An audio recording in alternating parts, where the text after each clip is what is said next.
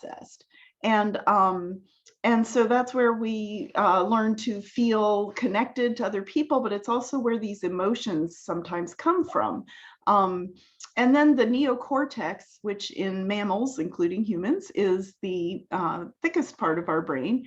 And that is where we process higher order thinking. So these areas of the brain, I'm going to go into a little more detail here.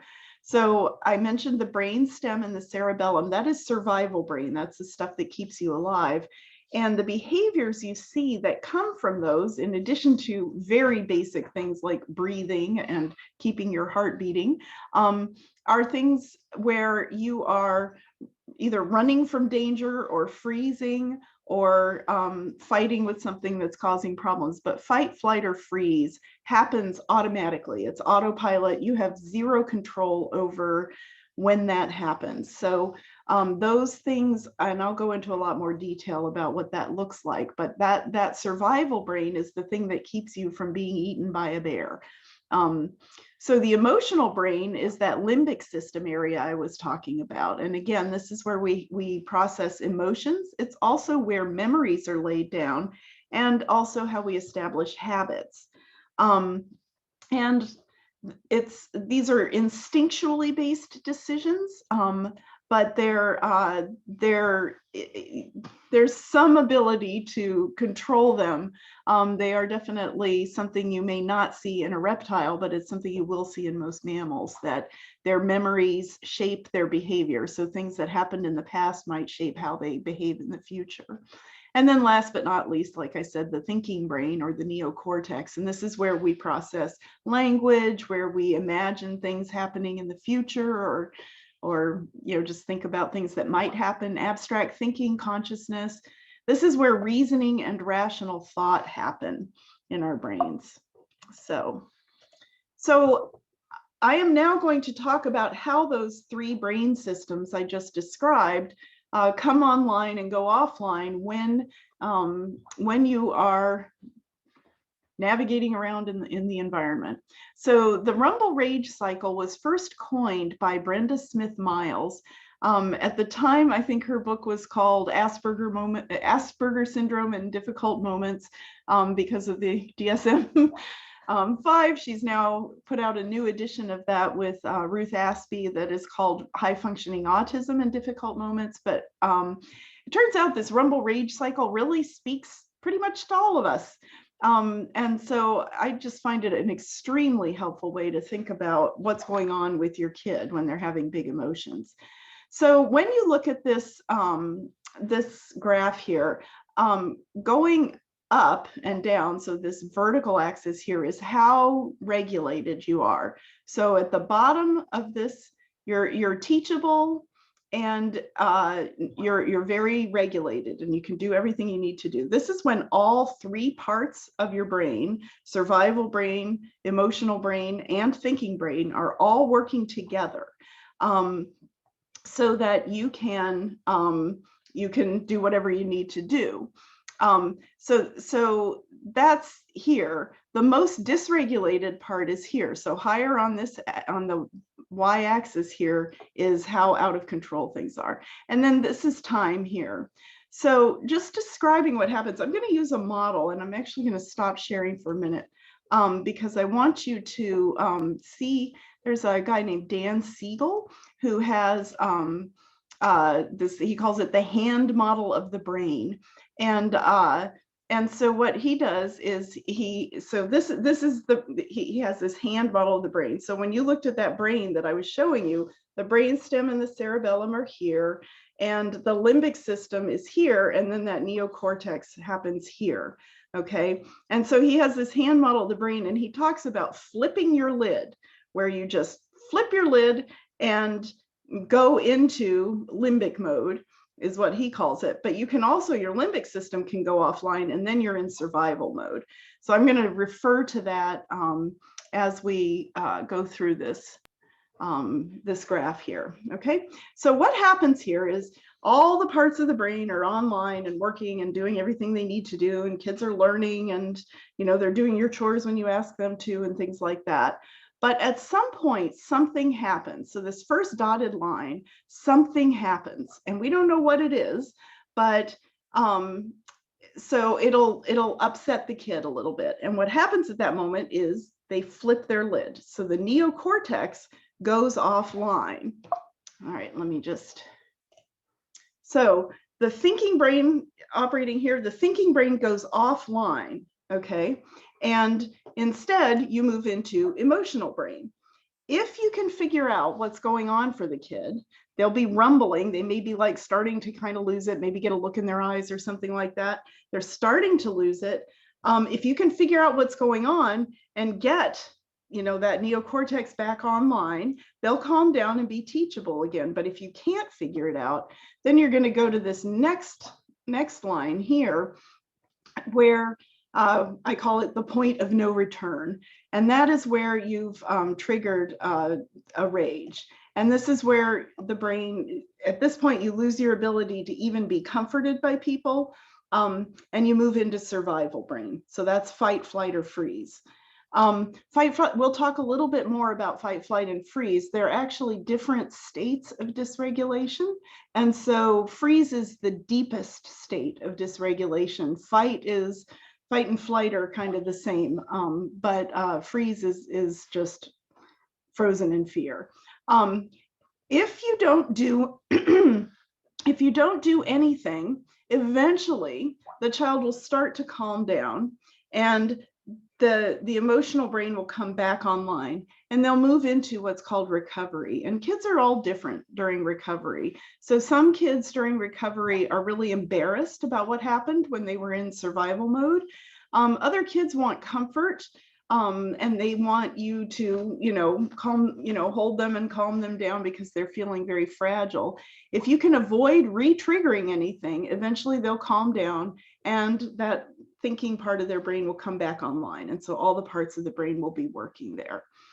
Now, the trick here is that different strategies work at different points during this cycle.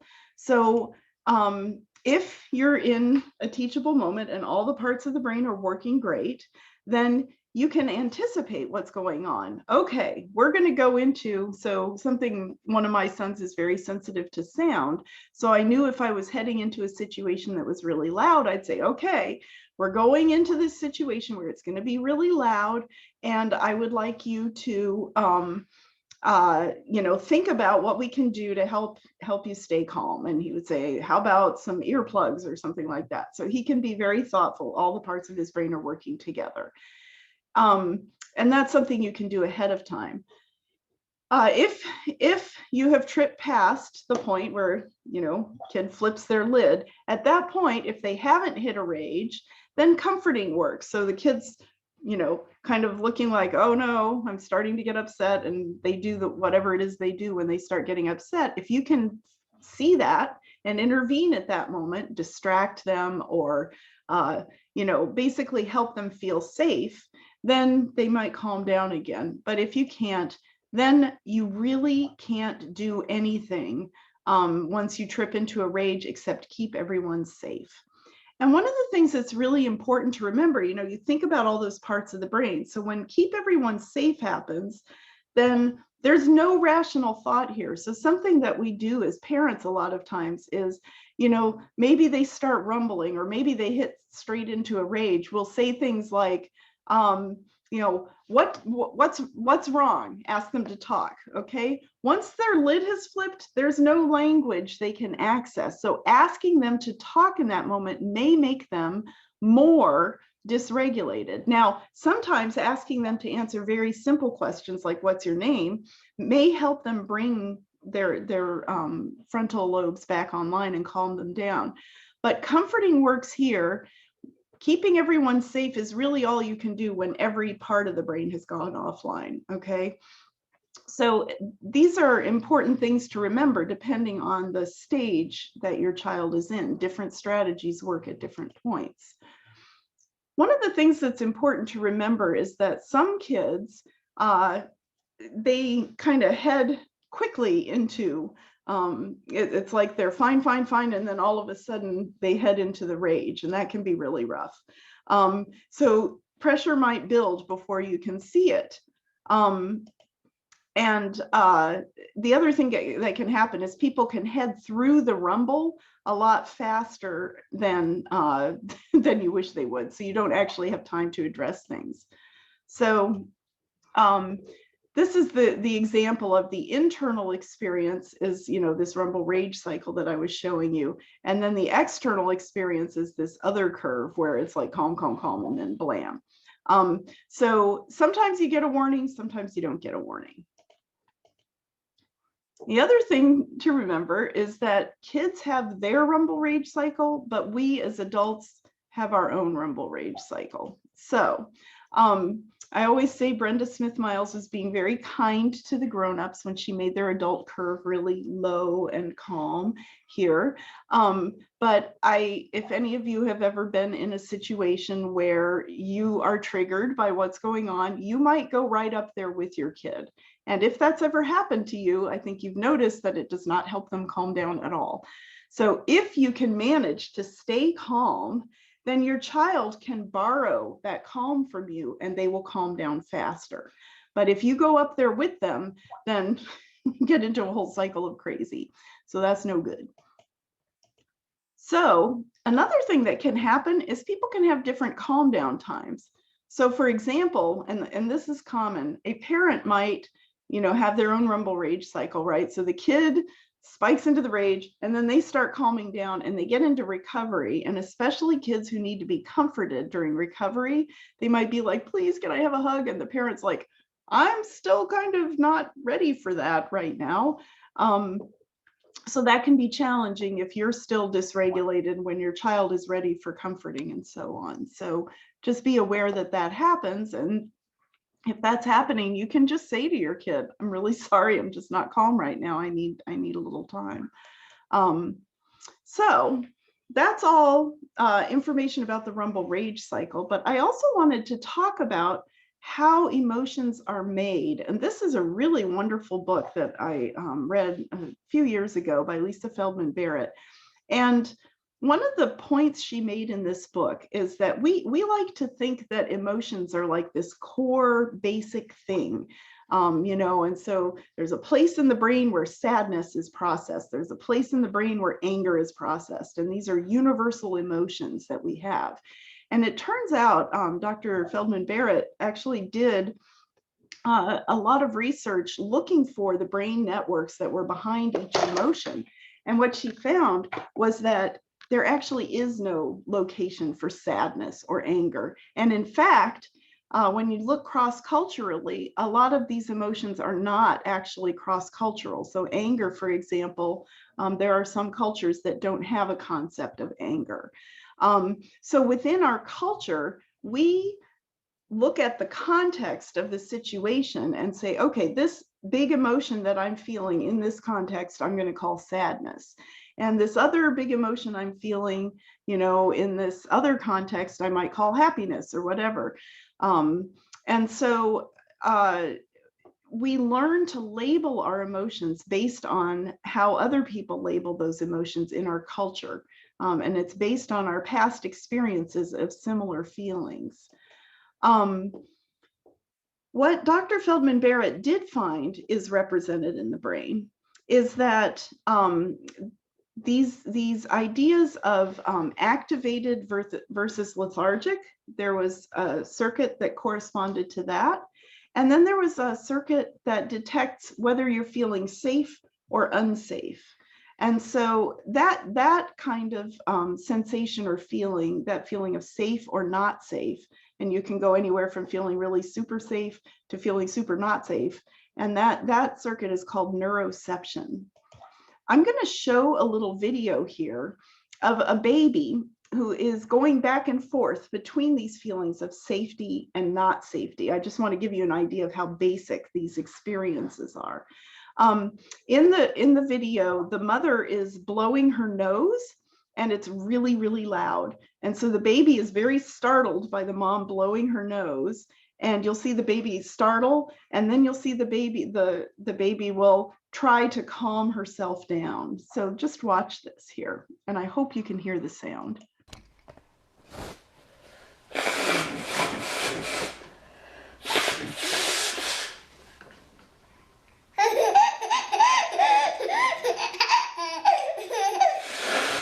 So you saw how the baby laughed actually to calm themselves down. This is something that happens when people are scared, is they will laugh and people will be mad at them for thinking it's inappropriate in that moment. And so it's important to remember that we regulate in all sorts of ways. So the baby laughed to calm herself down.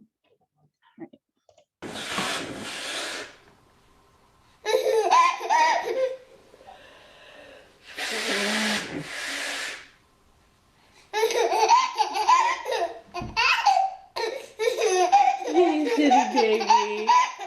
You silly baby. Does Mommy's nose scare you when I blow it? Does that scare you when Mommy blows her nose? Yeah?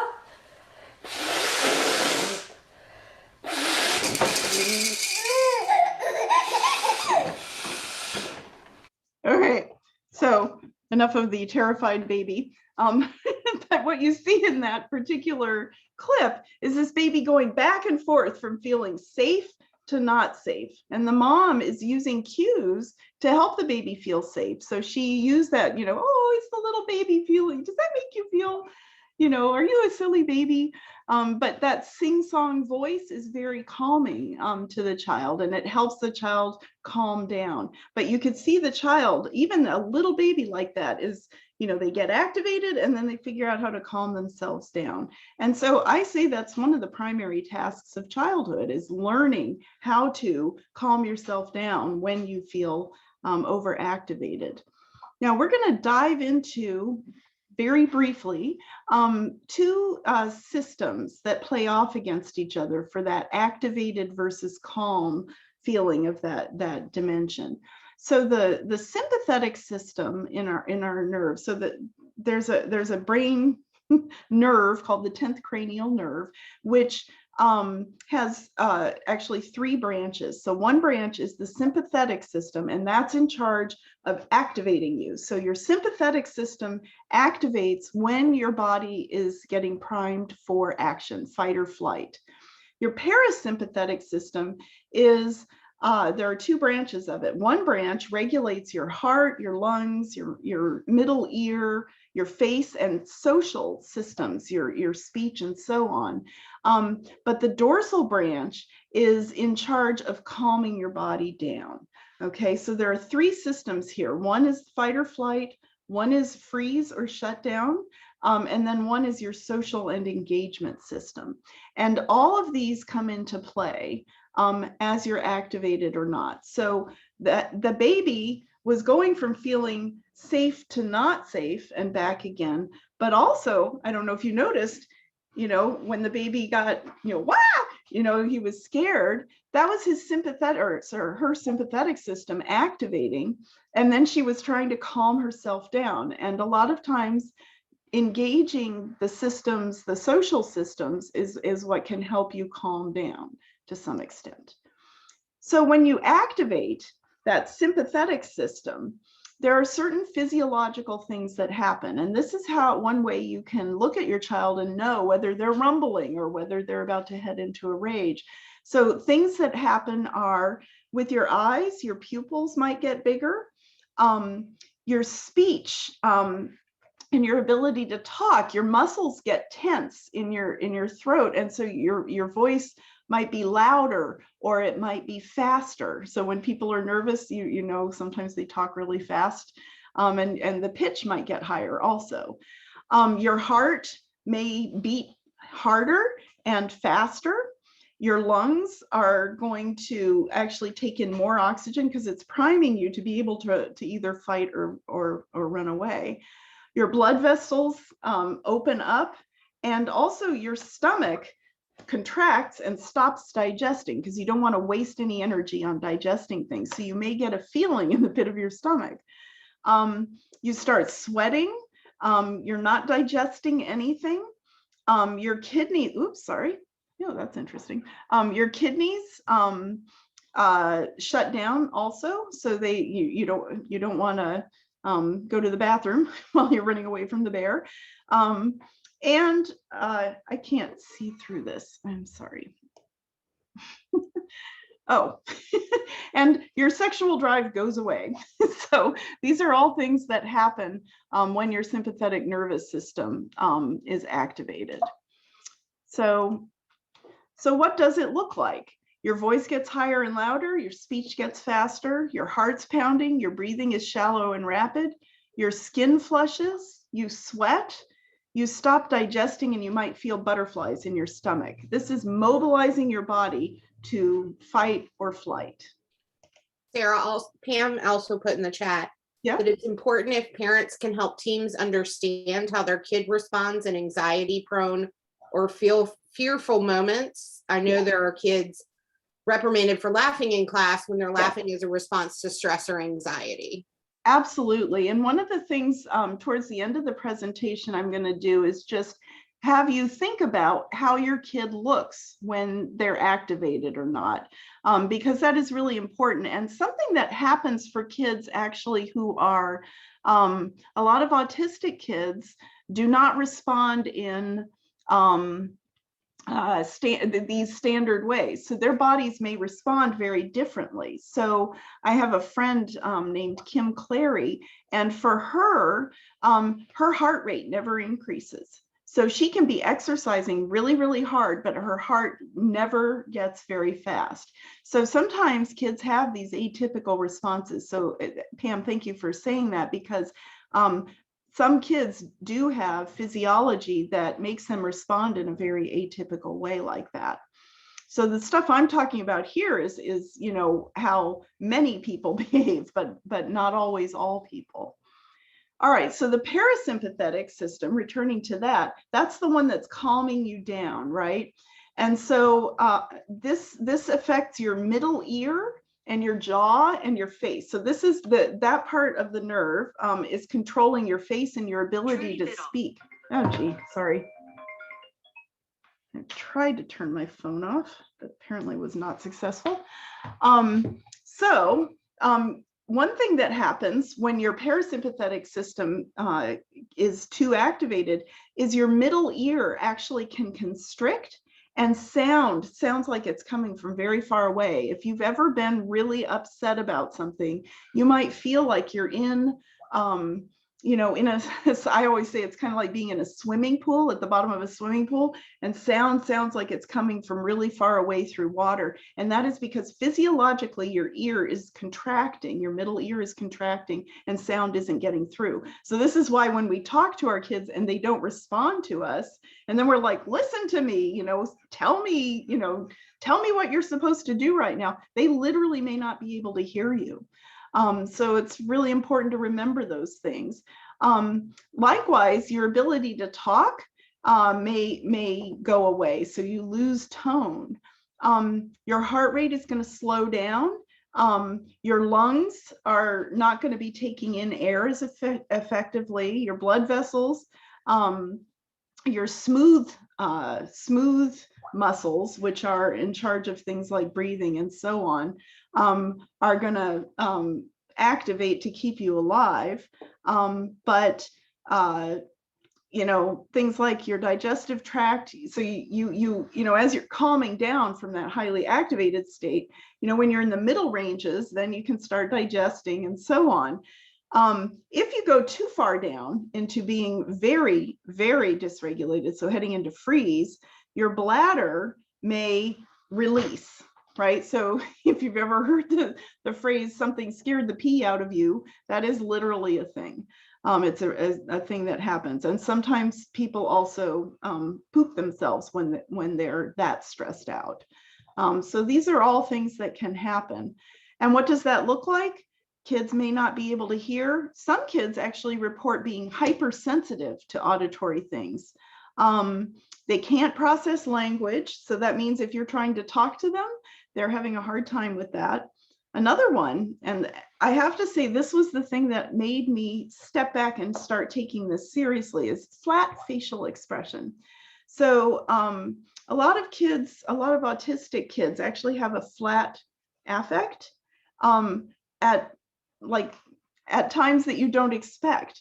And I have to tell you that when I first learned about this way of thinking, I realized that my older son, who everybody had always told me was a good kid, and I realized that with him, what's going on is he is actually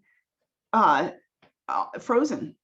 So yeah, he's good. He's not, fighting or flighting, but actually he's frozen in fear and had a flat facial expression. He does not always have a flat facial expression, but when he's overwhelmed, he definitely does.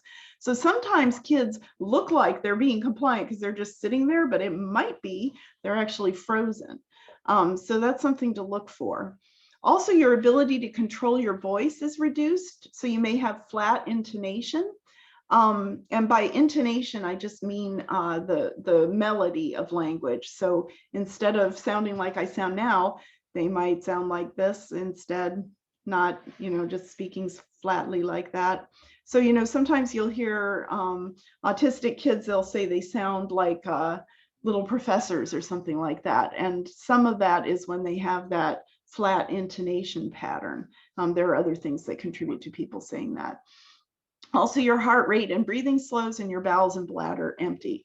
This can be when you are resting or relaxing, so down to a nice calm level, but if it's too far down, you've shifted into freeze. Okay, now I'm going to talk about how we can help our kids feel safe, and also what happens when our kids don't feel safe. So this is an experiment, and Ed Tronick will explain it to you, but I want you to watch this. Babies this young are extremely responsive to the emotions and the reactivity and the social interaction that they get from the world around them. This is something that we started studying 30, 40 years ago, when people didn't think that infants could engage in social interaction. In the still face experiment, what the mother did was she sits down and she's playing with her baby, who's about a year of age. I'm my good girl. Oh. And she gives a greeting to the baby gives a greeting back to her. Yeah. This baby starts pointing at different places in the world, and the mother's trying to engage her and play with her. They're working to coordinate their emotions and their intentions, what they want to do in the world. And that's really what the baby is used to. And then we ask the mother to not respond to the baby. The baby very quickly picks up on this, and then she uses all of her abilities to try and get the mother back. She smiles at the mother. She points because she's used to the mother looking where she points. The baby puts both hands up in front of her and says, "What's happening here?" She makes that screechy sound at the mother, like, "Come on, why aren't we doing this?" Even in this 2 minutes, when they don't get the normal reaction, they react with negative emotions, they turn away, they feel the stress of it. They actually may lose control of their posture because of the stress that they're experiencing. Okay. I'm here. And what are you doing? Oh, yes. Oh, what a big girl. It's a little like the good, the bad, and the ugly. The good is that normal stuff that goes on, that we all do with our kids. The bad is when something bad happens, but the infant can overcome it. After all, when you stop the still face, the mother and the baby start to play again. The ugly is when you don't give the child any chance to get back to the good. There's no reparation, and they're stuck in that really ugly situation. So what you should take away from that rather horrifying experiment is that kids are constantly looking to us to figure out how to connect with us, and they use that connection to help themselves, feel good about the world. And when you take away their ability to connect with you, that makes them feel unsafe. So if your child is dysregulated, how can you help them feel calm and safe? And what we like to do is refer to this act of co-regulation. So when you saw the mom and the baby having that interaction, what you saw were, the baby would do something, the mom would respond. She was empathetic and responsive. She was making big facial expressions, big smile, and she had all these wonderful, engaging facial expressions. And she used that tone, that soothing tone of voice, oh, little baby, so when her child was upset, she helped bring the baby back by using that soothing tone of voice. It's really important to remember that if your child is in freeze, you're really going to have to use that exaggerated prosody, which is that, oh, little baby, oh, because their hearing is messed up, so they can't necessarily hear what you're saying. It's also really important to use inviting and slow-paced gestures. So anything fast that you do is going to actually trigger feelings of not being safe, and that can actually make a kid feel much more dysregulated. So social connection with your child, if they are in the rumble, can help pull them back into feeling all parts of the brain being online. So if the kid is rumbling, you need to recognize that your body, when you're rumbling too, but you can recognize that your body is having a response. So thinking about what is it, how does my child's body feel when they're starting to rumble? Some parents will say things like their kid has a certain look in their eyes. I know for me, my husband says that I can't hear very well or process language very well. He knows that I'm starting to get upset because he will say something to me and I'm like, I don't get it. And so then he's like, oh, Sarah's upset. I've got to figure out how to help her calm down. So figuring out like some of those telltale clues for what's going on when your child is rumbling is really important. If you recognize, and this is something you can teach your child, and this is not a one and done thing, this is a lifelong process, but what you can do is start recognizing, oh, I'm having a response. So for example, for me, when I realize I can't understand what people are saying, I'm like, okay, that's a problem. I'm probably upset. So then I'll think, have I previously had a similar response in another situation? And think about, okay, is this response I'm having in this situation reasonable? Because a lot of times what happens is we remember something that happened in a different situation. So this actually happens to trauma victims where when they are exposed to certain sensory things that bring back the memory of that trauma, they may react the way they did in the traumatic situation. But it may be that the current situation isn't actually dangerous. And so you can evaluate whether your reaction is reasonable given the current situation and decide, is this based on a previous experience I had that isn't the same in this particular situation? Or is it reasonable that I'm scared of whatever's going on right now? So it's important to remember, if you can do this, because it's very, very hard to do it, that very often it's our thoughts that are driving these feelings we're having. So if you can recognize that you're having a thought like that, that can help you, decide, is that a reasonable thought or is that an unreasonable thought? So these are some strategies I'm going to go into that can help you calm your body down. So these are things you can teach your kid, and also you can practice yourself too. So these just represent two different strategies for being mindful about your breathing, which is super, super helpful, because I don't know if you remember, but when I talked about parasympathetic activation and sympathetic activation, so when you activate your body, then you're breathing fast. And what you want to do is bring your heart rate and your breath slower. So these are just two, but pretty much any breathing exercise that gets you to be more mindful of the fact that you're breathing is great. So pinwheel breathing is one that some kids really enjoy, imagining that they're blowing on a pinwheel. So you're moving the muscles of your face and pursing your lips. You're activating that part of the 10th cranial nerve that actually engages your social system, and that helps calm you down. So pretending you're blowing on a pinwheel. I just this morning learned about one that a friend of mine does, where she has her kids pretend that their fingers are candles, and they blow out each one. So they go, and then she, counts down like that. And so that was one way she got her kids to have fun with controlling their breath.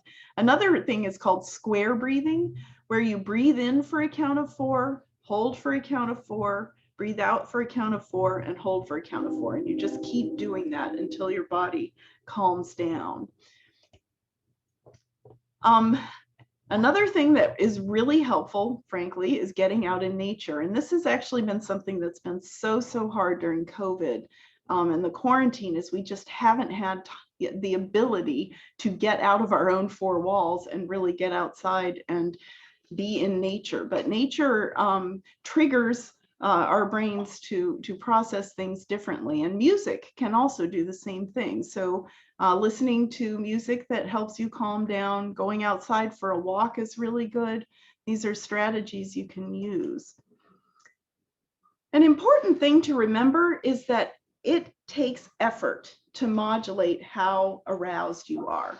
So when I have this metaphor of a bucket, where I say, if you've had a good night's sleep and you wake up in the morning, your bucket is full. You have all the energy you need to do the things you need to do. But everything you do during the day, every action you take, every thing you do has the potential to drain your bucket of its resources. So, if, I don't know, you trip while you're getting out of bed and stub your toe, then that's going to drain a little bit of your resources. If your car won't start in the morning and you have to figure out how to get your car to start again, that takes energy to not get really upset in situations like that. So it takes energy to modulate how aroused you are. And the problem is that as you drain those resources, managing and getting through the day, when you're out of energy, you're done. You can't modulate. There's actually a metaphor that's used in circles of people who have chronic illnesses called spoon theory. Christine Miserandino wrote this article trying to explain to people how you have only a limited number of spoons. She talks about spoons, and I'll just let you go look that up on the internet. But it's a really nice metaphor, which basically, once you're out of spoons, or once you're out of your energy in your bucket, you're done. You can't do it. So this is one reason kids often hold it together at school all day, and then they come home and they have just been trying so hard to not do something embarrassing at school, and then they completely lose their marbles at home. And so then the school's like, well, we don't see anything here. And then the parents are like, but it's really horrible at home. And this is one reason this happens. So what I would urge you to do is think about what drains you and also what drains your kid. And this is where Pam's comment from earlier is really important. Think about what stresses your kid out, okay? Identify their stressors, look for patterns and sources, and then anticipate and plan for how to handle them. So that example I gave earlier about how one of my sons has trouble with situations where it's loud. So what we did is we realized that every time we went somewhere that was really loud, he would get really upset and start screaming and make us leave. So that was not fun. And So we learned to anticipate and plan for how to handle them. So I actually carry foam earplugs in my purse all the time, so that if we find a situation that's loud, I have those earplugs with me, and he can stay there with me even though it's really loud. So identifying those stressors and looking for those patterns and sources of what is stressing your kid or you out. That's the first step. And then the second step is thinking about how we're going to handle them when we encounter them. The second thing is to reduce your stress by making time to do things you enjoy. So for your kids, reducing their stress, that means also giving them time to do the things they enjoy. I think sometimes parents think that their kids need to be studying all the time, or working on something all the time. But it's actually really important to remember that you have to replenish the resources in your bucket. And so if your child doesn't enjoy writing or something like that, asking them to write more is just draining their bucket more. And so you might want to think of ways to, refill their bucket. One of my kids, he has attention issues, and when he would do his homework, like, just paying attention to his homework was really hard for him. So he would set a timer for 15 minutes. He'd focus really hard for 15 minutes, and then he'd go into our backyard here, and he just liked wandering around in the backyard. So he'd wander around in the backyard for 10 minutes, and then he'd get back to work. But that wandering around outside in nature, helped restore his energy. So and then last but not least, this sounds so basic, and I know all of you know this, but just eating food that nourishes your body, getting enough sleep, exercising, these are all things that help replenish our bucket. And if any of those isn't going so well, it's draining your bucket a bit, and it gives you fewer resources. So thinking about those real basic things can sometimes help with behavior. Now, one of the things, I don't want you to feel guilty if this isn't going well. So some neurological differences really make it hard for a kid to sleep well. For example, honestly, I think that's so common with ADHD and autism. Parents who have kids with those challenges definitely report a lot of difficulty with sleeping. And this is not your fault, but you got to see if you can figure out some ways to help your kid with that issue. And, likewise, getting exercise, figuring out what works for your kid.